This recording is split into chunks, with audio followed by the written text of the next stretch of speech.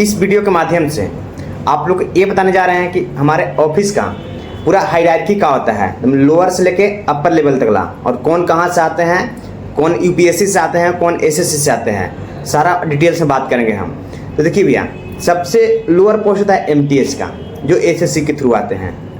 MTS का होता है, उसके बाद होता है क्लर्क का, जो एसएससी सीएचएसएल से आते हैं, क्लर्क का हो गया। उसके बाद होता है डीईओ का, वो भी सीएचएसएल से ही आते हैं, डीईओ का हो गया। उसके ऊपर होते हैं ऑडिटर का, जो ऐसे सीजीएल से आते हैं।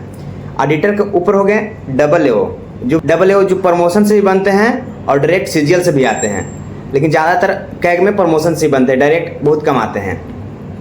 और डबल एओ के ऊपर हो गए सीनियर एओ, जो सीनियर एओ प्रमोट होकर ही बनते हैं, उनका कोई एग्जाम नहीं होता है। डबल एओ है, वो प्रमोट होकर ही बनेंगे, वो डायरेक्ट कोई उसका कोई एग्जाम ही नहीं होता है। सीनियर एओ के बाद हो गए डीएजी, मतलब ड्यूटी अकाउंटेंट जनरल, जो यूपीएससी से आते हैं। डीएजी यूपीएससी से आते हैं, वो सीजीएल से नहीं होता, प्रमोट होकर भी बनते हैं। सीनियर एओ है तो प्रमोट होकर डीएजी बनते हैं, लेकिन डायरेक्ट उनका रिक्रूटमेंट यूपीएससी कराती है। उसके बाद होता है PAG, principal accountant general. Main जो ऑफिस का होते हैं सब पीएजी ही होते हैं, जो डायरेक्ट यूपीएससी से आते हैं, वो भी प्रमोशन होकर बनते हैं, लेकिन एसएससी वालों की उम्मीद नहीं है वहाँ तक पहुँचेगा, वहाँ तो बहुत टाइम लग जाता है। हाँ, जो डीएजी यूपीएससी से आए हैं वो प्रमोट होकर पीएजी बनते हैं। तो यूपीएससी से 2 पोस्ट होता है, डीएजी एंड पीएजी, बाकी सारा प्रमोटिव पोस्ट है और डायरेक्ट एसएससी के थ्रू होता है।